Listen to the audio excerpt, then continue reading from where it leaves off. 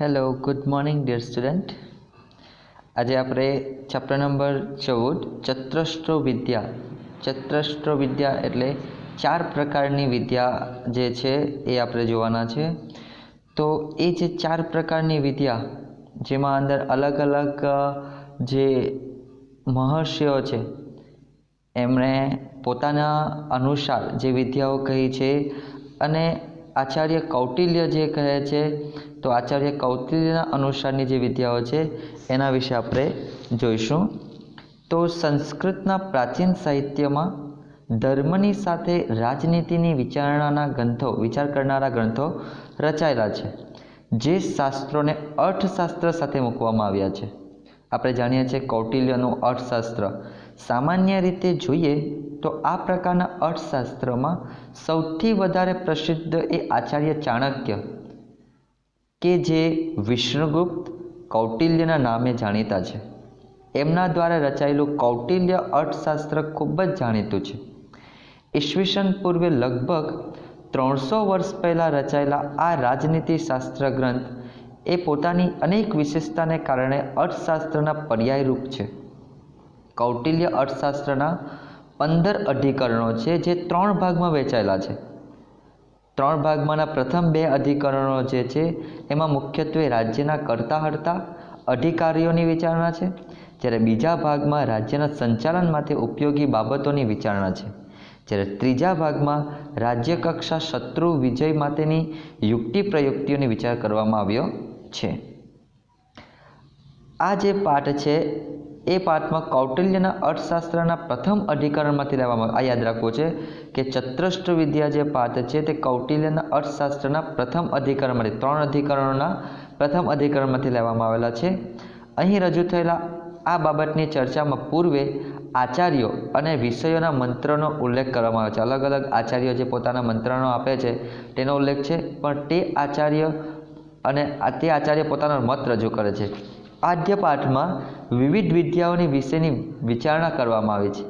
આ પ્રસંગે માનવ એટલે કે મનુ, બૃહસ્પત્ય એટલે કે બૃહસ્પતિ અને ઔશનસ એટલે કે ઔશનસ બરાબર આ 3 મતોને નોંધીને પછી કૌટિલ્ય પોતાના મત રજૂ કરે છે. ઓકે, રાજા પોતાની પ્રતિભાથી રાજ્ય સંભાળવામાં સફળ થાય છે, પણ જો એને કાયમ સફળ રહેવું હોય તો તેણે આ કઈ વિદ્યાઓનો ઉપયોગ કરવો, ક્યારે અને કેવી રીતે ઉપયોગ કરવો એ વિશેની સૂક્ષ્મ વિચારણા સૂત્રાત્મક શૈલીમાં રજૂ કરવામાં આવી છે. અહીંયા રાજનીતિજ્ઞ વિશેની વાત છે કે રાજાએ જો સફળ થવું હોય તો કઈ વિદ્યાઓનો ઉપયોગ કરવો, ક્યારે કરવો અને કઈ રીતે કરવો, આ બધી જ વિચારણા આ પાઠમાં અંદર કરવામાં આવી છે. ઓકે, તો આપણે પાઠની શરૂઆત કરીએ. એના પહેલાં આપણે જે અમુક શબ્દો યાદ રાખવાના છે. આ જે લેસન છે એમાં ત્રયી શબ્દ આવશે. ત્રયી એટલે 3 વેદો, જેમાં અંદર ઋગ્વેદ, યજુર્વેદ અને સામવેદ કહેવાશે. ત્રયી એટલે 3 વેદો, ઋગ્વેદ, યજુર્વેદ અને સામવેદ. અથર્વવેદ જે છે તે પાછળથી એની કહેવાય કે શોધ થઈ હતી, એટલે પહેલાં જે છે તે ઋગ્વેદ, યજુર્વેદ અને સામવેદ. વાર્તા જ્યારે આવશે, ત્રયી વાર્તા એટલે ખેતી, પશુપાલન, વેપાર અને વાણિજ્યનું જ્ઞાન આપતી વિદ્યા છે. વાર્તાનો મતલબ થશે ખેતી, પશુપાલન, વેપાર અને વાણિજ્યનું જ્ઞાન આપતી વિદ્યા. આન્વીક્ષકી વિદ્યા એટલે યોગ્ય પરીક્ષણ દ્વારા સત્ય દર્શન કરાવતી વિદ્યા એટલે કે તર્ક વિદ્યા. આન્વીક્ષકી વિદ્યાનો અર્થ થશે યોગ્ય પરીક્ષણ દ્વારા સત્ય દર્શન કરાવતી વિદ્યા એટલે કે તર્ક વિદ્યા. સાંખ્યમ શબ્દ પણ આવશે, જેનો અર્થ થાય છે પ્રકૃતિ અને પુરુષનું વિવેચનાત્મક, પ્રકૃતિ અને પુરુષનું વિવેચન દર્શાવતું કપિલ મુનિએ રચેલું દર્શન શાસ્ત્ર. અને યોગ એટલે અષ્ટાંગ યોગ ધરાવતું પતંજલિ ઋષિએ રચેલી એક દર્શન શાસ્ત્ર. સાંખ્ય એ કપિલ મુનિનું અને યોગ જે છે તે અષ્ટાંગ યોગ જે છે તે પતંજલિનું કહેવાશે. ઓકે, ચલો આપણે પાઠની શરૂઆત કરીએ. ત્રયી વાર્તા દંડ ઇતિ દંડનીતિ ઇતિ ચ ઇતિ માનવાહ. ત્રયી વાર્તા દંડનીતિ ચ દંડનીતિ ઇતિ માનવાહ. તો ત્રયી એટલે આપણે જાણીએ છીએ કીધું એ પ્રમાણે કે ત્રયી એટલે કે 3 વેદો. કયા? તો ઋગ્વેદ, યજુર્વેદ અને સામવેદ. 3 વેદો, ઋગ્વેદ, યજુર્વેદ અને સામવેદ. વાર્તા, વાર્તા એટલે કૃષિ, પશુપાલન તેમજ વેપાર વાણિજ્યનું આપતી વિદ્યા, જ્ઞાન આપતી વિદ્યા. દંડ નીતિ, દંડ નીતિ એટલે અપરાધીને દંડ આપવાની નીતિ હોય. ઇતિ માનવાહ, એમ મનુના મતનો સ્વીકાર કરનારાઓ સૌ કોઈ માનવો કહે છે. મનુના મત સ્વીકારનારા જે છે તેઓના મતે 3 પ્રકારની વિદ્યા છે. કઈ કઈ? તો એક તો ત્રયી એટલે કે 3 વેદોવાળી જે વિદ્યા છે તે. બીજું વાર્તા એટલે કે કૃષિ પશુપાલનનું વેપાર વાણિજ્યનું જે જ્ઞાન આપતી વિદ્યા છે તે. અને ત્રીજી જે છે તે દંડ નીતિ એટલે કે અપરાધીને દંડ આપવાની નીતિ, એમ મનુના મત સ્વીકારનારાઓ કહે છે. વાર્તા ચ દંડ નીતિ ઇતિ બૃહસ્પત્યા, વાર્તા અને દંડ નીતિ હોય એમ બૃહસ્પતિનો મત સ્વીકારનારા બૃહસ્પત્યો કહે છે. કે બૃહસ્પતિના મત સ્વીકારનારા જે વ્યક્તિઓ છે તેમના મત અનુસાર માત્ર 2 જ વિદ્યાઓ છે, વાર્તા અને દંડનીતિ. દંડનીતિ એકા વિદ્યા, દંડનીતિ જ એક વિદ્યા છે. ઇતિ ઔષ્ણસા, એમ ઉષ્ણસના મત સ્વીકારનારાઓ કહે છે. ઉષ્ણસ એટલે દૈત્ય શુક્રાચાર્ય, દૈત્યના ગુરુ શુક્રાચાર્યને ઔષ્ણસ કહે છે. એટલે ઔષ્ણસના મત સ્વીકારનારાઓ એવું કહે છે કે માત્ર દંડનીતિ જ એક વિદ્યા છે. ચત્રસ્ત્ર એવં વિદ્યા ઇતિ કૌટિલ્ય, જ્યારે કૌટિલ્ય કહે છે કે 4 વિદ્યાઓ છે, તો 4 વિદ્યાઓ એમ કૌટિલ્ય એટલે કે ચાણક્ય કહે છે. ચતામ અને તે કઈ કઈ? તો આન્વીક્ષકી, ત્રયી, વાર્તા ચ દંડનીતિ. અને તે આન્વીક્ષકી વિદ્યા, ત્રયી, વાર્તા અને દંડનીતિ. આન્વીક્ષકીનો અર્થ થાય છે યોગ્ય પરીક્ષણ દ્વારા સત્ય દર્શન કરાવતી વિદ્યા, તર્ક કે હેતુ એ વિદ્યા એટલે કે આન્વીક્ષકી. સાંખ્યમ યોગો લોકાયતમ ચ આન્વીક્ષકી, આન્વીક્ષકે સાંખ્યમ યોગ ચ લોકાયતમ આન્વીક્ષકી. એટલે એવું કહેવાય છે કે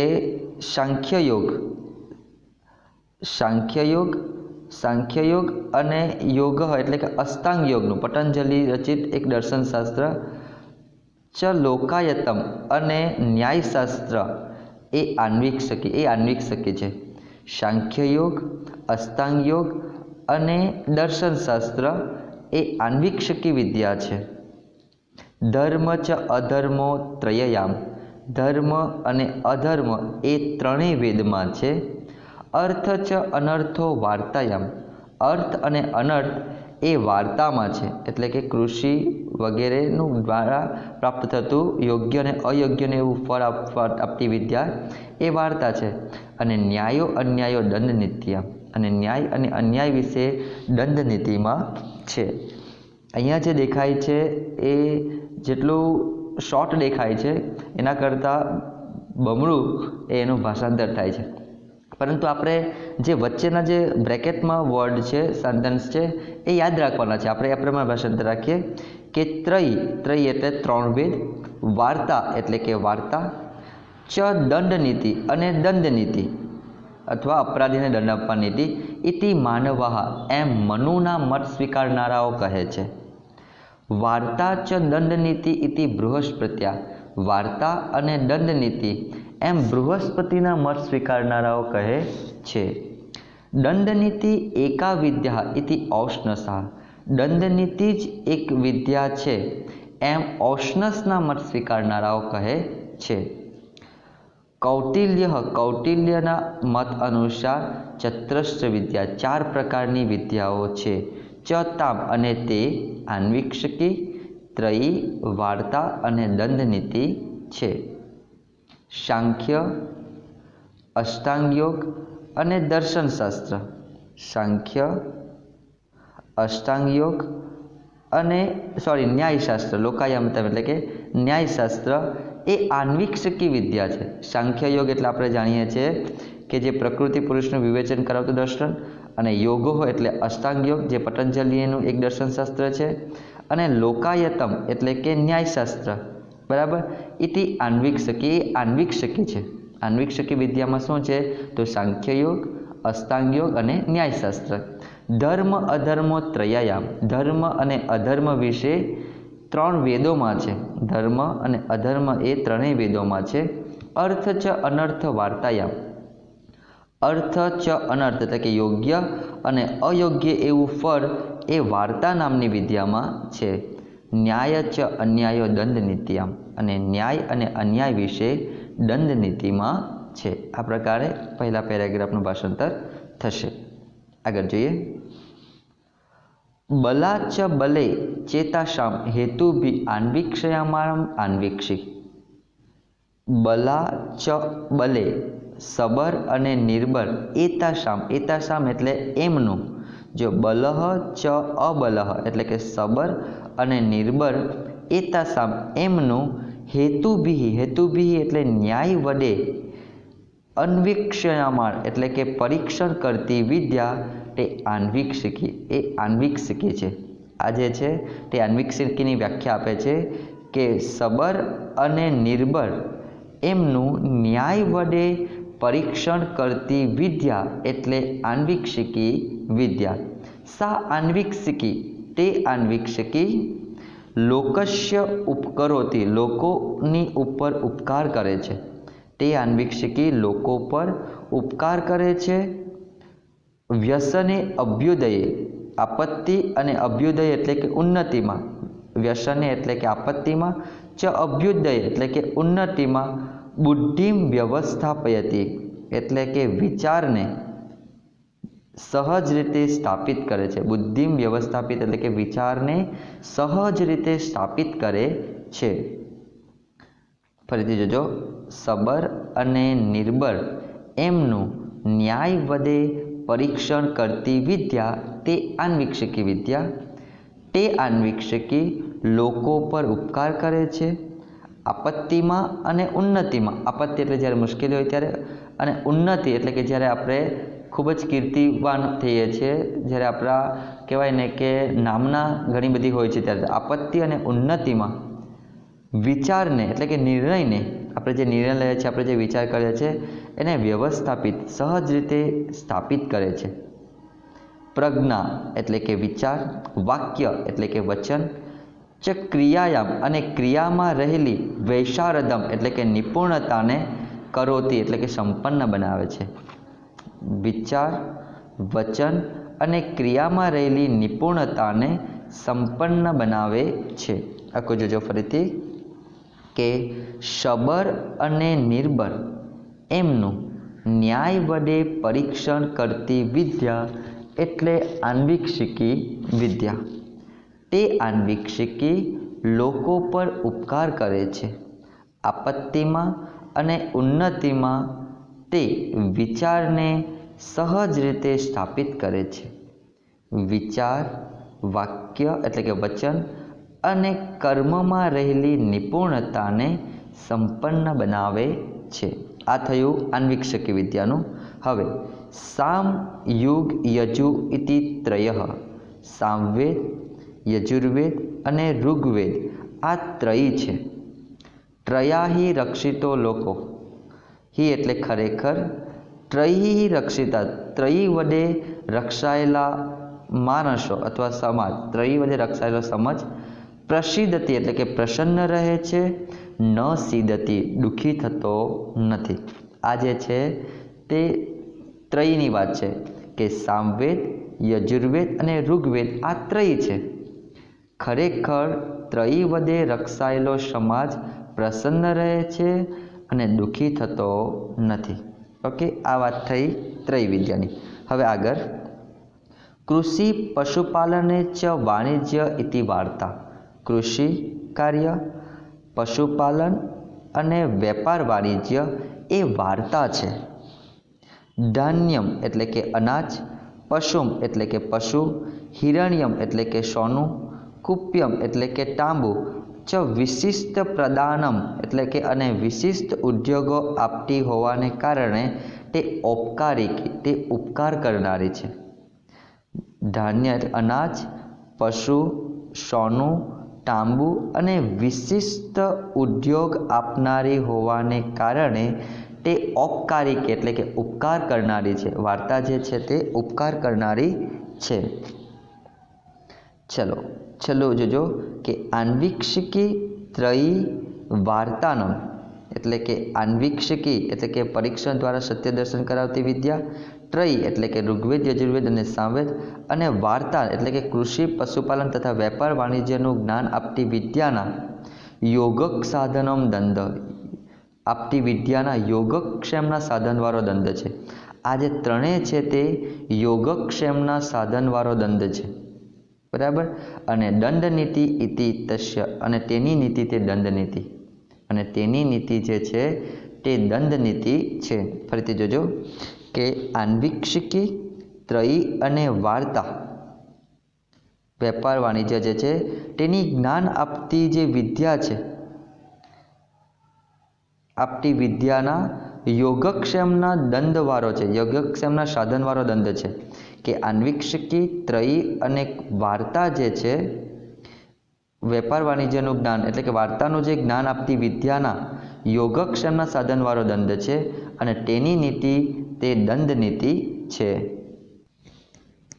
યોગક્ષેમ જે છે તે યોગક્ષેમનું સાધન. તો યોગક્ષેમ કોને કહેવામાં આવે છે? તો યોગ ચ ક્ષેમ. યોગક્ષેમ માટે યોગક્ષેમ જે છે તે હિત અને અહિત દર્શાવતી વિદ્યા એટલે દંડ નીતિ. યોગક્ષેમ માટે હિત અને અહિત દર્શાવતી વિદ્યા એટલે દંડ નીતિ. હવે યોગ એટલે શું? તો યોગ એટલે મનુષ્ય જે કંઈ પ્રાપ્ત કરે છે તે, મનુષ્ય જે કંઈ પ્રાપ્ત કરે છે તે એટલે યોગ. અને ક્ષેમ એટલે પોતે જે કંઈ પ્રાપ્ત કર્યું છે, પોતે જે કંઈ પ્રાપ્ત કર્યું છે તેનું રક્ષણ કરવું. યોગનો અર્થ થાય છે મનુષ્ય પોતાના મહેનત દ્વારા, ઉદ્યમ દ્વારા જે કંઈ પ્રાપ્ત કરે છે તે. અને ક્ષેમ એટલે એ જે પ્રાપ્ત કરેલું છે તે દરેક વસ્તુનું રક્ષણ કેવી રીતે કરવું તેની વિદ્યા એટલે દંડ. તેથી વેપાર વાણિજ્યનું જ્ઞાન આપતી વિદ્યાના યોગક્ષેમના સાધનવાળો દંડ કહે છે. તેથી જે વેપાર વાણિજ્ય છે, વાર્તાની વાત થાય છે, તેથી વેપાર વાણિજ્ય જે છે તે વેપાર વાણિજ્યના જ્ઞાન આપતી વિદ્યાના યોગક્ષેમને સાધનવાળો દંડ છે. તેથી તેની જે નીતિ છે તે દંડ નીતિ છે. ફરીથી આપણે ઉપરથી એકવાર જોઈએ કે સબર અને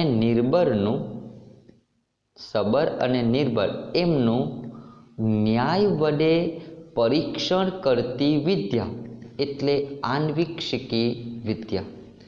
તે આન્વીક્ષિકી લોકો પર ઉપકાર કરે છે. આપત્તિમાં અને ઉન્નતિમાં વિચારને અથવા નિર્ણયને સહજ રીતે સ્થાપિત કરે છે. વિચાર, વચન અને કર્મમાં રહેલી નિપુણતાને સંપન્ન બનાવે છે. આ થયું આન્વીક્ષકીની વાત. હવે થઈ ત્રયીની વાત. સામવેદ, યજુર્વેદ અને ઋગ્વેદ આ ત્રયી છે. ખરેખર ત્રયી વડે રક્ષાયેલો સમાજ પ્રસન્ન રહે છે અને દુઃખી થતો નથી. આ થઈ ત્રયીની વાત. હવે વાર્તા. કૃષિ, પશુપાલન અને વેપાર વાણિજ્ય એ વાર્તા છે. અનાજ, પશુ, સોનું, તાંબુ અને વિશિષ્ટ ઉદ્યોગ એટલે કે વ્યવસાય આપતી હોવાને કારણે વિશિષ્ટ પ્રદાન, બરાબર, વિશિષ્ટ વ્યવસાય આપતી હોવાને કારણે ઔપકારિકી તે ઉપકાર કરનારી છે. પછી પૂછાય કે ઉપકાર કરનારી કોણ છે? તો એ વાર્તા. ઓકે, તો એ વિશિષ્ટ વ્યવસાય આપનારી હોવાને કારણે તે ઉપકાર કરનારી છે. આગળ આન્વીક્ષિકી, ત્રયી અને વાર્તા. આન્વીક્ષિકી, ત્રયી અને વાર્તાનું જ્ઞાન આપતી વિદ્યા, વાર્તાના જ્ઞાન આપતી વિદ્યાના યોગક્ષેમ સાધનો દંડ, યોગક્ષેમના સાધનવાળો દંડ છે. આન્વીક્ષિકી, ત્રયી અને વાર્તાનું જ્ઞાન આપતી વિદ્યાના યોગક્ષેમના સાધનવાળો દંડ છે. હવે આનો જે દંડ તેની નીતિ એ દંડ નીતિ છે. ઓકે, આગળનો પેરેગ્રાફ. હવે ચ અને સા તે અલબ્ધ લાભાર્થમ. હવે આ જે નીતિ છે, દંડ નીતિ છે, શું પ્રાપ્ત કરી આપે છે? તે ચ સા અને તે અલબ્ધમ લાભાર્થમ એટલે કે અપ્રાપ્ય વસ્તુને મેળવી આપનાર. અલબ્ધમ એટલે કે અપ્રાપ્ય વસ્તુ ને લાભાર્થમ એટલે કે મેળવી આપનાર. લબ્ધમ પરિરક્ષણી પ્રાપ્ત વસ્તુને રક્ષણ કરનારી. ચ રક્ષિતમ વિવર્ધની અને રક્ષાયેલા વસ્તુને વધારનારી. તેમજ વૃદ્ધસ્ય એટલે કે વૃદ્ધિ પામેલાને. તીર્થેશુ એટલે કે તીર્થરૂપ પવિત્ર સ્થળોમાં. પ્રતિપાદની એટલે કે યોગ્ય રીતે પ્રસ્થાપિત કરી આપનારી છે. તે જોજો. અને તે એટલે કે અને તે દંડ નીતિ અલબ્ધમ લાભાર્થમ એટલે કે અપ્રાપ્ય વસ્તુને મેળવી આપનારી. લબ્ધમ પરિરક્ષણી એટલે કે પ્રાપ્ત વસ્તુનું રક્ષણ કરનારી. રક્ષિતમ વિવર્ધાની રક્ષાયેલા વસ્તુને વધારનારી. રક્ષાયેલા વસ્તુને વધારનારી. ચ અને વૃદ્ધસ્ય એટલે કે વૃદ્ધિ પામેલાને એટલે કે વધેલાને તીર્થેશુ તીર્થરૂપ પવિત્ર સ્થળોમાં પ્રતિપાદની એટલે કે યોગ્ય રીતે પ્રસ્થાપિત કરી આપનારી છે. તસ્યામ લોકયાત્રામ આયતા. તસ્યામ એટલે કે તેમાં લોકયાત્રામ આયતા એટલે કે લોકવ્યવહાર રહેલો છે. તેમાં લોકવ્યવહાર રહેલો છે. તસ્માત લોકમ યાત્રાથી એટલે કે તેથી લોકયાત્રાથી રાજા એટલે કે નિત્યમ દંડમ ઉદ્યતમ સ્યાતઃ. લોક તસ્માત એટલે તેથી લોકયાત્રાથી એટલે કે પ્રજાનું હિતનો વિચાર કરનાર. પ્રજાના હિતનો વિચાર કરનાર રાજાએ નિત્યમ હંમેશા દંડમ ઉદ્ધતમ સ્યાત. દંડમ ઉદ્ધતમ સ્યાત એટલે કે દંડ આપવા તૈયાર રહેવું જોઈએ. તેથી પ્રજાના લોકયાત્રાથી એટલે કે પ્રજાના હિતનું વિચાર કરનાર. પ્રજાના હિતનો વિચાર કરનાર રાજાએ હંમેશા દંડ આપવા માટે ઉદ્ધતમ એટલે તૈયાર સ્યાત રહેવું જોઈએ. આખું ફરીથી આપણે જોઈએ. અને તે દંડ નીતિ અને તે એટલે કઈ તો દંડ નીતિ અલબ્ધમ લાભાર્થમ એટલે કે અપ્રાપ્ય વસ્તુને મેળવી આપનાર.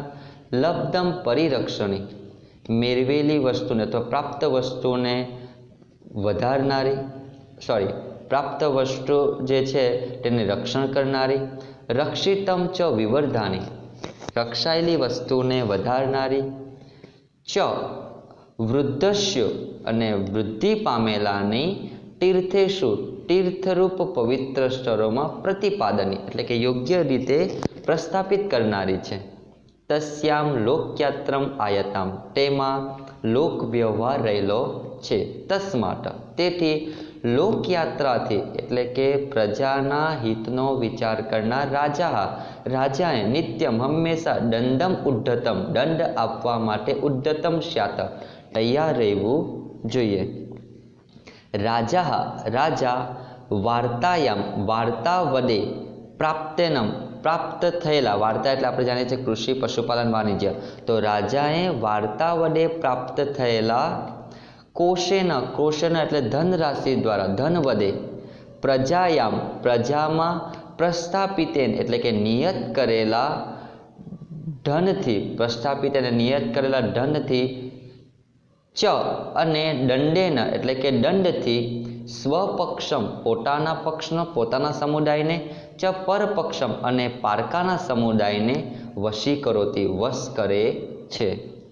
રાજા વાર્તા વડે પ્રાપ્ત થયેલા ધનથી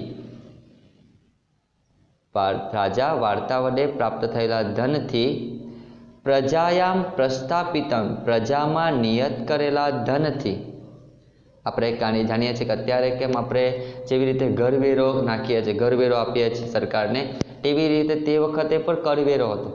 જે કરવેરો એટલે પૈસા કે જે કંઈ હશે તે દંડ નક્કી કરવામાં આવેલો હોય છે.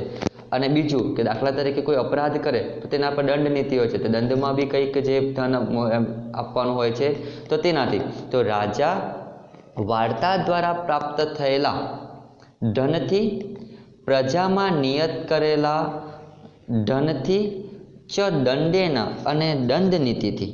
રાજા વાર્તા વડે પ્રાપ્ત થયેલા ધન દ્વારા, પ્રજામાં નિયત કરેલા ધનથી અને દંડથી, સ્વપક્ષમ પોતાનો પક્ષને, ચ પરપક્ષમ અને શત્રુના પક્ષને વશીકરોતી એટલે કે વશ કરે છે. આન્વીક્ષિકી ત્રયી ચ વિદ્યા શિસ્તેપ્યમ ઉપયુજિત. હવે કોના પાસેથી કઈ વિદ્યા પ્રાપ્ત કરવી જોઈએ તે? તો આન્વીક્ષિકી ચ ત્રયી અને ત્રયી વિદ્યા શિસ્તેપ્ય ઉપજિતમ એટલે કે શિસ્ત પ્રબુદ્ધ લોકો પાસેથી પ્રાપ્ત કરવી જોઈએ. કોના પાસેથી કઈ વિદ્યા લેવી જોઈએ તો આન્વીક્ષકી અને ત્રયી વિદ્યા એ શિસ્ત લોકો પાસેથી પ્રાપ્ત કરવી જોઈએ. વાર્તામ અધ્યક્ષપ્યમ ઉપયોજિતમ. વાર્તા જે છે તે અગ્રેસર લોકો પાસેથી પ્રાપ્ત કરવી જોઈએ. ચ દંડ નીતિ અને દંડ નીતિ વક્તુમ પ્રયોક્તુભ્યમ એટલે કે પ્રવચન અને પ્રયોગોમાં કુશળ હોય તેવા વ્યક્તિ પાસેથી, તેવા લોકો પાસેથી ઉપયોજિતા પ્રાપ્ત કરવી જોઈએ. દંડ નીતિ વક્તુમ એટલે કે પ્રવચન અને પ્રયોક્તુભ્યમ અને પ્રયોગોમાં કુશળ હોય એવા લોકો પાસેથી પ્રાપ્ત કરવી જોઈએ. ફરીથી એ પેરેગ્રાફ જોઈએ કે આન્વીક્ષકી અને ત્રયી વિદ્યા એ શિસ્ત લોકો પાસેથી પ્રાપ્ત કરવી જોઈએ. શિસ્ત એટલે કે પ્રબુદ્ધ લોકો, બુદ્ધિશાળી લોકો પાસેથી પ્રાપ્ત કરવી જોઈએ. વાર્તા એ અગ્રેસર લોકો પાસેથી પ્રાપ્ત કરવી જોઈએ. એટલે કે જે કૃષિ પાલન, વેપાર વાણિજ્યમાં જે અગ્રેસર હોય, જે જાણકાર હોય તેવા વ્યક્તિ પાસેથી પ્રાપ્ત કરવી જોઈએ. અને દંડ નીતિ જે પ્રવચન અને પ્રયોગોમાં કુશળ હોય એવા વ્યક્તિ પાસેથી પ્રાપ્ત કરવી જોઈએ. ઓકે, આખો પેરેગ્રાફ આપણે જોઈએ. અને તે દંડ નીતિ અપ્રાપ્ય વસ્તુને મેળવી આપનાર, પ્રાપ્ત વસ્તુનું રક્ષણ કરનાર, રક્ષેલા વસ્તુનું અથવા રક્ષિત વસ્તુને વધારનારી અને વૃદ્ધિ પામેલા વસ્તુને તીર્થરૂપ પવિત્ર સ્થાનોમાં યોગ્ય રીતે પ્રસ્થાપિત કરનારી છે. તેમાં લોક વ્યવહાર રહેલો છે. તેથી લોકોના હિતનો વિચાર કરનાર રાજાએ હંમેશા દંડ આપવા તૈયાર રહેવું જોઈએ. રાજા વાર્તા દ્વારા પ્રાપ્ત થયેલા ધનથી, પ્રજામાં સ્થાપિત કરેલા ધનથી અને દંડથી પોતાના પક્ષનો અને શત્રુના પક્ષને વશ કરે છે. આન્વીક્ષકી અને ત્રયી વિદ્યા શિસ્ત લોકો પાસેથી પ્રાપ્ત કરવી જોઈએ. વાર્તા એ અગ્રેસર લોકો પાસેથી પ્રાપ્ત કરવી જોઈએ. અને દંડ નીતિ એ પ્રવચન અને પ્રયોગોમાં કુશળ હોય એવા વ્યક્તિ પાસેથી પ્રાપ્ત કરવી જોઈએ. ઓકે, તો આ પ્રમાણે આપણો જે લેસન છે તે કમ્પ્લીટ થાય છે. આપણે એકવાર આખો જે લેસન છે ખૂબ જ નાનો છે એટલે આખો લેસન જે છે એને એક વખત પુનરાવર્તન કરીએ તો જોઈએ.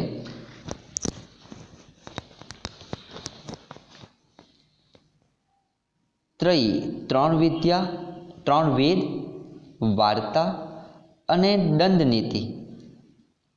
ત્રણ વેદ, વાર્તા અને દંડ નીતિ એમ મનુના મત સ્વીકારનારાઓ કહે છે.